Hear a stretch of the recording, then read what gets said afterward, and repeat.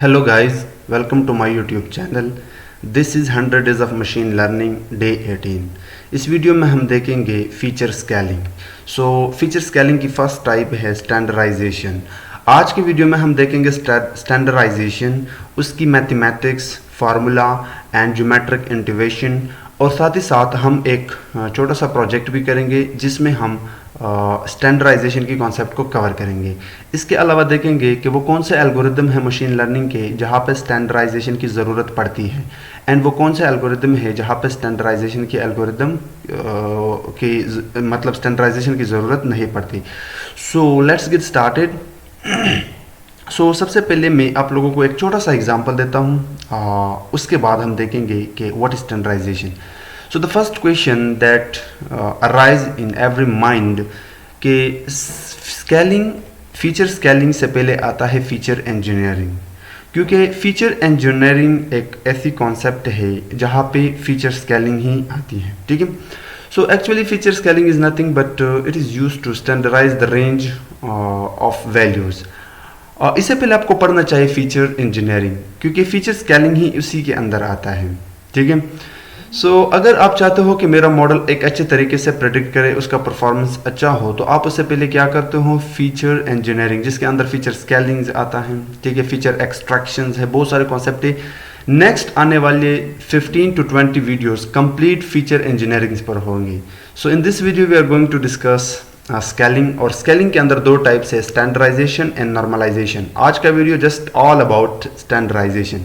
अब इसको समझो, बहुत ही सिंपल है, जस्ट समझने की कोशिश करना। First of all, you need to understand feature scaling. Then we will discuss standardization. Feature scaling is used to standardize the range of values for each feature to a similar scale. This is important when features have different units or ranges, as it can help prevent some features from dominating others in the model. Now, what is feature? Feature आपके data set में actually column है, जो input columns होते हैं वो आपके features होते हैं। Let's consider this example. ये आपका एक फीचर है, दिस एज। ठीक है। ये एज आपका एक फीचर है, सैलरी आपका एक फीचर है। एज के पास लेट्स से दिस हम कंसिडर करते हैं कि हमारे डेटा सेट में 3 रोज हैं। ओके। नॉर्मली आपके डेटा सेट में 500 रोज भी हो सकते हैं, 1000 भी हो सकते हैं। इसमें 10 है, 20 है, 30 है। तो आप देखो इस 10 एंड 20 में रेंज क्या है, 10 का है। 20 एंड 30 में रेंज क्या है, 10 का है। So this is called the range between the values of your column. Salary के केस में अगर देखा जाए तो सैलरी में जो रेंज है वो थाउजेंड्स में है, 1000 है, 2000 का रेंज है। ठीक है। इन दो कॉलम्स की जो रेंज है ये बिल्कुल डिफरेंट है। तो अगर आप कोई एक एल्गोरिदम है जिसको हम देखेंगे के एन एन, ओके, के नियरेस्ट नेबर। अगर आप इसका इस्तेमाल करते हो एक डेटा सेट में, तो वो ये यहाँ पे डिस्टेंस कैलकुलेट करता है। अभी के लिए जस्ट इसको समझो कि ये डिस्टेंस को कैलकुलेट करता है। अगर आपको आइडिया नहीं है आप इसको इग्नोर कर सकते हो। डिस्टेंस किस तरह कैलकुलेट करता है कि आपके पास let me type the formula of distance. ये है फार्मूला यूक्लिडियन डिस्टेंस का, x2 minus x1, square root of x2 minus x1 का यहाँ पे आई फॉरगॉट स्क्वायर होना चाहिए, एंड y2 माइनस y1 का स्क्वायर। अब यहाँ पे पॉइंट को देखो, this is your x1, okay, this is your x2 up to so on. The same thing goes for salary. Let's say this is y1, this is y2। तो अगर मैं x2 का पॉइंट उठाऊँ, दैट इज 20, ओके, ये आपका 20 minus x1 का value उठाओ, that is 10। ठीक है। और इनका स्क्वायर लेके आपके पास पलट के रिजल्ट आता है 100, क्योंकि 10 minus 20 minus 10 will be 10, and 10 का स्क्वायर आपका आता है 100। Okay. Not 100, sorry, this could be, या दिस शुड बी 100। नाउ अगर सैलरी के केस में देखा जाए तो सैलरी में भी आपका सेम है, this is y2 3000, okay, this is 3000, sorry for my writing because I am working on mouse, minus y1 जो कि 1000 है। अभी के लिए जस्ट स्टे विद मी, कुछ चीज़ें समझ में आएगी, कुछ नहीं आएगी, just stay with me. Square, तो 3000 से अगर मैं 1000 सब्सट्रैक्ट करो दैट विल बी 2000, और 2000 का आप अगर स्क्वायर लेते हो, लेट्स से मैं 20,000 लेता हूँ, just for the sake of this tutorial and concept I am taking 20,000। Now this is your result. ये एक सिंगल रो के लिए है, फॉर दिस सिंगल रो, ठीक है। तो आप खुद इमेजिन करो कि आपका KNN एल्गोरिथम किस साइड पे जोर लगा के जाएगा, मतलब बाइस करेगा, किस साइड पे बाइस करेगा। जाहिर सी बात है this is the highest value, इस साइड पे जाएगा। तो अगर आप चाहते हो कि मेरा एल्गोरिथम मॉडरेट रहे, मॉडरेट इन द सेंस कि आप क्या करोगे, आप इन दोनों को एक सेम रेंज में ले आओगे, तभी आपका एल्गोरिथम एक अच्छा परफॉर्मेंस दिखाएगा, और ये मैं प्रैक्टिकली दिखाऊंगा। तो इस केस में आप क्या करते हो, फीचर स्केलिंग का इस्तेमाल करते हो, और स्पेशली स्टैंडर्डाइजेशन। स्टैंडर्डाइजेशन का फार्मूला ये है कि आप x minus mean divide by standard deviation, ठीक है। इसका क्या मतलब है, x आपका ये है, ठीक है, ये आपका x1 था, x2 था, x3 था। सो आप क्या करते हो, लेट्स से अगर मैं 10 उठाऊँ x1 के लिए, I am using this formula, minus mean क्या होगा, इस इंटायर कॉलम के ऑल वैल्यू का mean. So let's say we are taking the mean 15, कोई भी हो सकता है लेकिन मैं 15 ले रहा हूँ, divide by standard deviation. Standard deviation 10 क्या है, 10 है। क्यों है 10, क्योंकि ईच वैल्यू के बीच में जो स्कैटरनेस है, गैप है, वो 10 का है। Actually that is your scatterness, okay. So पलट के जो भी रिजल्ट आपका आएगा, ठीक है, वो आपका कहलाता है स्टैंडर्डाइजेशन। नॉर्मली यहाँ पे दो चीज़ें होते हैं, एक है मीन, एक है स्टैंडर्ड डिविएशन। सो अगर मैं यहाँ पे अपने एक चीज़ मैंने यहाँ पे आप लोगों के लिए बनाया है, ये भी मैं आप लोगों के साथ शेयर कर दूंगा, ये पूरा का पूरा कोड भी आप लोगों के साथ शेयर कर दूंगा। लेट मी, पलट के जो भी आपको मिलेगा वहाँ पे दो चीज़ें होती हैं, ठीक है, दो चीज़ें। जस्ट लेट मी, यहाँ पे x क्या है, ये ओरिजिनल वैल्यू है, like 10। Mean is the feature का, यानी कंप्लीट जितने भी वैल्यूज थे, लाइक वी हैव 3 वैल्यूज, उनका जो मीन वैल्यू होगा वो होगा। Standard deviation is the standard deviation of feature, जो कि नॉर्मली जो गैप होता है, स्टैंडर्ड या स्कैटरनेस होता है, वही होता है आपका। लेकिन यहाँ पे दो चीज़ें आप लोगों ने नोट करनी है कि जब आप स्टैंडर्डाइजेशन अप्लाई करते हो एक्चुअल में किसी भी फीचर पर, किसी भी कॉलम पर, सो वहाँ पे मीन पे क्या इफेक्ट पड़ता है। एंड यहाँ पे मैंने एक पॉइंट आप लोगों के लिए लिखा था, बट आई डोंट नो कि वो कहाँ पे है। And standard deviation, this point, जब आप स्टैंडर्डाइजेशन अप्लाई करते हो तो मीन आपका हो जाता है 0 एंड स्टैंडर्ड डिविएशन बन जाता है 1। अब इस चीज़ को मैं दिखाता हूँ ज्योमेट्रिकली, फिर उसके बाद हम देखेंगे प्रोजेक्ट। सो पहले मैं ओरिजिनल डेटा को यहाँ पे प्लॉट करता हूँ, एंड देन यहाँ पे आफ्टर स्टैंडर्डाइजेशन डेटा को प्लॉट करता हूँ। Let's say this is our original data, okay, I am plotting my original data right here. ये मेरा ओरिजिनल डेटा है जिसका मीन समवेयर यहाँ पे लोकेटेड है। हम कंसिडर करते हैं कि मीन यहाँ पे है। जब आप स्टैंडर्डाइजेशन अप्लाई करते हो तो एक्चुअल में आप डेटा को श्रिंक करते हो, छोटा करते हो। डेटा के शेप पे कोई इफेक्ट नहीं पड़ेगा, बट आपका जो मीन एंड स्टैंडर्ड डिविएशन होगा वो, या पूरा का पूरा जो डेटा है वो श्रिंक हो जाएगा। तो वो कुछ इस तरह बनेगा। Let me change the colour like this, और वो कुछ इस तरह आपके पॉइंट प्लॉट्स होंगे, ठीक है, एक्स एंड वाई एक्सिस पे। आपका डेटा यहाँ पे श्रिंक हो गए, आपका मीन कहे यहाँ पे आएंगे, लेकिन आपका रिजल्ट ये होगा कि आपका मीन हो जाएगा 0 एंड आपका स्टैंडर्ड डिविएशन हो जाएगा 1। This is the concept of standardisation. आप इस फार्मूले को याद करो। नाउ द क्वेश्चन इज कि कब हम इसको यूज करें और कब यूज ना करें, वो हम एंड में देखेंगे। So let's start the project. So मैंने पहले से यहाँ पे कुछ कोड किया है, numpy, pandas, matplotlib से बॉन मैंने इंपोर्ट किए हैं, तो मैं सेल को रन करता हूँ। ये एक डेटा सेट है सोशल नेटवर्क एड्स, आपको कैगल पे मिल जाएगा। मैं भी अपने कोड में आप लोगों के साथ शेयर कर दूंगा, इस वीडियो के डिस्क्रिप्शन में जाके आपको मिल जाएगा सब कुछ। ये एक्चुअली यहाँ पे बहुत सारे कॉलम्स हैं, लेकिन मैंने फर्स्ट 3 कॉलम्स उठाए हैं, जो कि है एज, एस्टिमेटेड सैलरी, परचेज।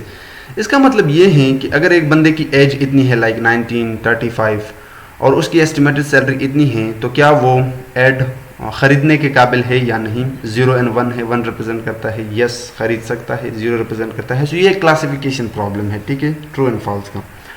अब देखना एज 19, 35, 26, किसी का 28 है, तो इनका जो रेंज है लगभग 10, 15 और 20 के बीच में है, बट सैलरी को देखो यहाँ पे थाउजेंड्स में है। तो अगर आप इस पर कोई भी एल्गोरिदम ट्रेन करते हो तो उसका परफॉर्मेंस खास अच्छा नहीं होगा, क्योंकि वो ज़्यादातर एस्टिमेटेड सैलरी की साइड पे बाइस करेगा, ठीक है। उसके बाद नॉर्मली आप क्या करते हो कि जब भी आप स्टैंडर्डाइजेशन अप्लाई करते हो तो उसके लिए आपको डेटा स्प्लिट करना पड़ेगा। X train, X test, Y train, Y test आपको करना पड़ेगा, यानी आप पहले डेटा को स्प्लिट करते हो। सो मैंने क्या किया, SKLearn के मॉडल सिलेक्शन से ट्रेंड टेस्ट स्प्लिट लिया, फिर इस स्प्लिट के अंदर मैंने परचेस्ड को रिमूव करके बाकी जो 2 कॉलम थे actually age and estimated salary अपने train X train and x test को दिया, एंड जो आउटपुट वेरिएबल था यानी परचेज्ड वो अपने Y train and Y test को दिया। टेस्ट साइज 3 रखा, ठीक है, आप कोई भी रख सकते हो। तो रिजल्ट आने के बाद शेप अगर आप देखोगे तो this 280 rows with 2 columns train में है, एंड टेस्ट में 120 विद 2 कॉलम्स। ओके, आप यही चीज़ वाई ट्रेन वाई टेस्ट के लिए भी देख सकते हो। उसके बाद मैंने स्टैंडर्डाइजेशन अप्लाई किया है। स्टैंडर्डाइजेशन अप्लाई करने के लिए आपको sklearn.preprocessing से स्टैंडर्ड स्केलर को इंपोर्ट करना होगा, फिर आपने इसकी एक ऑब्जेक्ट बनानी होगी। अब जब आप ऑब्जेक्ट बनाते हो तो आप पहले क्या करते हो, इसको ट्रेन करते हो ट्रेन सेट से, यानी आप पहले दिखा देते हो मीन एंड स्टैंडर्ड डिविएशन। फिर आप क्या करते हो कि आपकी जो इनपुट सेट है like X train and x test, उनसे इनको ट्रांसफॉर्म करते हो, यानी डेटा को ट्रांसफॉर्म करते हो। इस फॉर्म से लेके इस रेंज से उठा के आप एक और रेंज में ले आते हो, जो मैं दिखा देता हूँ थोड़ी देर बाद। सो अगर मैं इस सेल को रन करूँ, अब देखना यहाँ पे मैंने नए वेरिएबल बनाए हैं। जो पुराने एक्स ट्रेन हैं, एक्स टेस्ट, उनको अभी भूल जाओ, मेरे पास नए एक्स ट्रेन स्केल्ड जो कि स्केल्ड हो चुके हैं एंड एक्स टेस्ट स्केल्ड। अब स्केलर के अंदर यानी इस स्टैंडर्ड स्केलर के अंदर आपको एक फंक्शन मिल जाएगा मीन। अगर मैं इस पे ये लगाऊँ तो ये आपको बताएगा the mean that is 3.78 and the standard deviation that is 6.98। अब मैं सबसे पहले ओरिजिनल सेट दिखाता हूँ। ओरिजिनल सेट मेरा क्या है, एक्स ट्रेन, ठीक है, this is my original set. ये पहले भी आप देख चुके हो। This are the ranges of ages and this are the ranges of salaries. Okay, अगर मैं अपना एक्स ट्रेन स्केल दिखाऊँ तो अब देख 0 एंड 1 के बीच में आ गए, जितने भी वैल्यूज थे वो 0 एंड 1 के बीच में आ गई।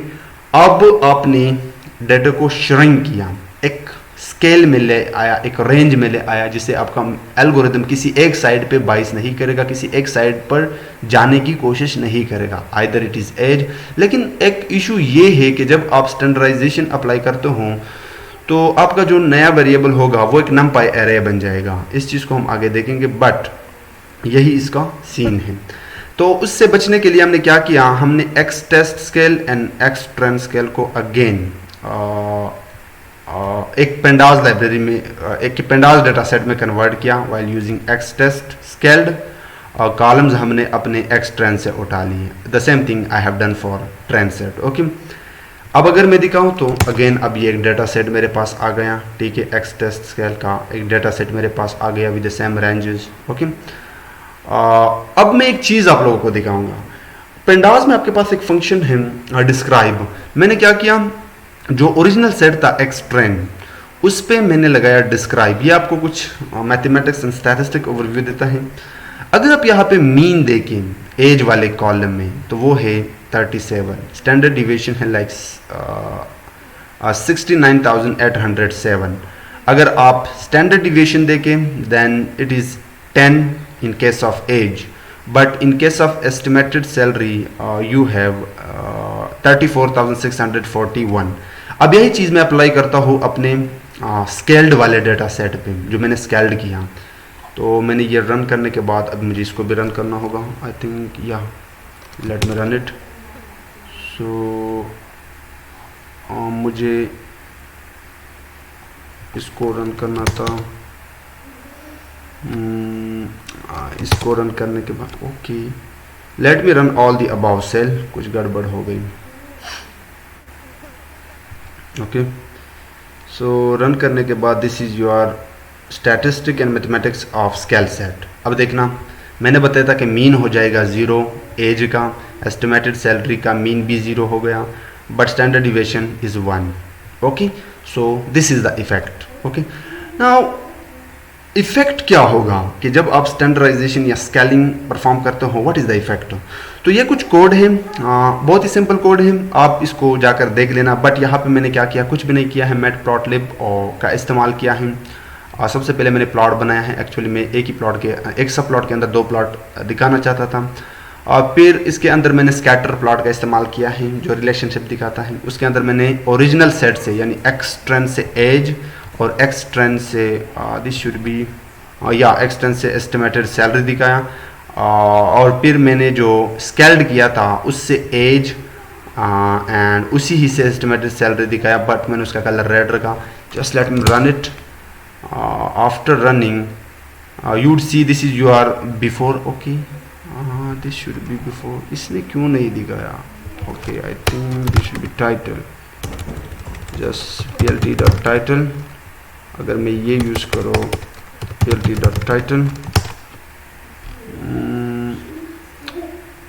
इसका तो नहीं आया, बट इसका एनीवेज आप ये समझो कि this plot is your before X train वाला plot and after X train scaled वाला प्लॉट। अब यहाँ पे मैंने पहले बताया कि डेटा के शेप पे कोई इफेक्ट नहीं पड़ता। यहाँ पे this is your age x axis पे, वाई एक्सिस पे योर सैलरी, कि इतना एज है तो उतना सैलरी है, इतना एज है उतना सैलरी है। सो एक्चुअली एक रिलेशनशिप दिखा रहा है, बट स्टिल यहाँ पे आप देखो कि आफ्टर स्केलिंग शेप वही सेम है, को जितने भी डेटा पॉइंट्स है बिल्कुल अपनी ही जगह पर है।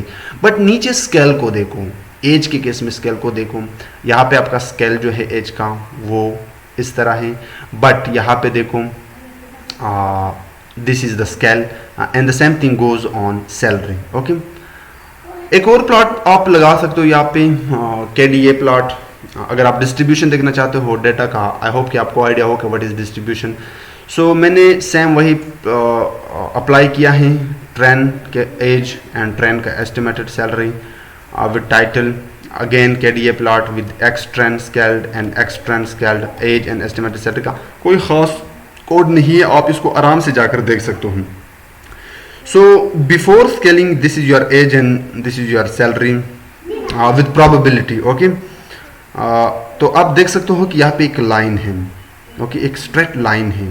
सो एक्चुअली ये रिप्रेजेंट करता है आपके डेटा की डिस्ट्रीब्यूशन को। तो ये एक नॉर्मल डिस्ट्रीब्यूटेड नहीं था, ठीक है, नॉर्मल डिस्ट्रीब्यूटेड नहीं था जैसे आपका एल्गोरिदम एक साइड पे बाइस करता नॉर्मली सैलरी के साइड पे।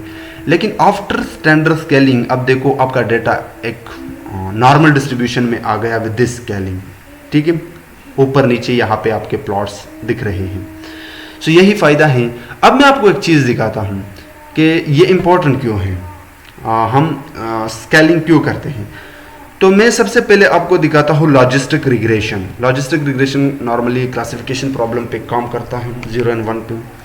मैंने सबसे पहले क्या किया, इसके 2 ऑब्जेक्ट बनाए, 2 object, LR and LR scaled. इसको मैं अपना ओरिजिनल सेट दिखाऊंगा एक्स ट्रेन वाई ट्रेन, इसको मैं दिखाऊंगा एक्स ट्रेन का जो स्केल्ड फॉर्म है वो, ठीक है। सो मैंने सबसे पहले LR से के अंदर फिट किया x train and y train, फिर हमने यहाँ पे LR स्केल्ड से फिट किया x train scaled and y train, ठीक है। उसके बाद 2 वेरिएबल बनाए y pred and y pred scale, जिसमें मैं रिजल्ट को स्टोर करूँगा। तो एक्स टेस्ट पे प्रेडिक्ट किया एंड एक्स टेस्ट स्केल पे प्रेडिक्ट किया। अब देखना, एक्चुअली मुझे ये चीज़ यहाँ पे रखना चाहिए था, राइट हियर। उसके बाद मैंने जस्ट प्रिंट किया कि जो एक्चुअल डेटा था उनका एक्यूरेसी स्कोर क्या है। तो ये आपसे 2 चीज़ें मांगता है, वाई टेस्ट और जो मॉडल ने प्रेडिक्ट किया है। देन वाई टेस्ट एंड जो मॉडल ने प्रेडिक्ट किया था, दोनों के लिए मैंने एक साथ किया। रिजल्ट को देख, एक्चुअल जो डेटा था एक्स ट्रेन के या वाई ट्रेन, उस पर जब मैंने लॉजिस्टिक रिग्रेशन ट्रेन किया तो उसका रिजल्ट है 65, लेकिन यहाँ पे देखो 85, कितना गैप है। जब हमने डेटा को स्केल किया तो लॉजिस्टिक रिग्रेशन ने बहुत ही इम्प्रूवमेंट दिखाया, इसकी परफॉर्मेंस काफ़ी हद तक बढ़ा। दिस इज़ द फ़ायदा, ओके, यही तो फ़ायदा है, यही तो इफ़ेक्ट है। लेकिन ऐसा भी होता है कि कुछ ऐसे एल्गोरिदम हैं जहाँ पे आपको स्टैंडर्डाइजेशन या स्केलिंग की ज़रूरत नहीं पड़ती। जैसे कि डिसीजन ट्री के अंदर आपको, सॉरी ट्री के अंदर आपको डिसीजन ट्री मिलता है। मैंने वही सेम कोड अप्लाई किया है दो ऑब्जेक्ट बनाए हैं ओरिजिनल सेट के लिए, स्केल्ड सेट के लिए। फिर उसके बाद हमने this should be removed from here, okay, like this. उसके बाद मैंने प्रेडिक्ट मारा है, फिट किया है, फिट के बाद मैंने प्रेडिक्ट किया है। As you can see for both objects, ये एक्चुअली मैंने दो ऑब्जेक्ट बनाए हैं, 2 बार मैंने फिट किया, 2 बार मैंने प्रेडिक्ट किया एंड 2 बार मैंने प्रिंट किया।